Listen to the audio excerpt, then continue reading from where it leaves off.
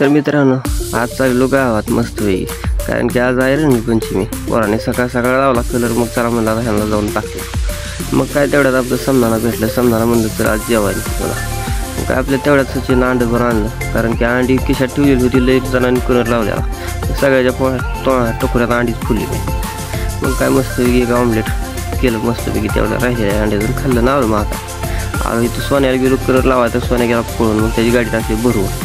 चला म्हणलं आपल्याला दुसऱ्या सोन्याकडे जायचं. मग सुगड्याने मस्तपैकी निम्या रस्त्यात आणून सोडलं. सुगड्याला भरवला थोडा कलर. आणि चला म्हणलं आपल्याला दुसऱ्या सोन्याकडे जायचं. तर सोन्या इथं चालवत होता JCB. मग सोन्याला म्हणून थांबा आलो याला चालत. गेलो मस्तपैकी सोन्यापाशी आलो. असं मस्तपैकी असा टाकला भरवून सोन्याला. एक नंबर पैकीच. सोन्या म्हणला का तुला उद्या बोलवून घेतलाय. मी म्हणलं आता बोलवून घेतलाय म्हणल्यावर काहीतरी आगाव कुठाला नको काय, कारण की आज आहे रंगपंचमी. चल म्हणलं एवढं काम संपवून आपल्याला जायचं गावात रंगपंचमी खेळा. सोन्या काय लवकर काम संपवणं वाकडं दाखवतो काय म्हणलं. भरून टाकला पाक. तेवढ्यात आला माक्या म्हणाला कोणी सुद्धा लावला नाही कलर. लावा नको लावू.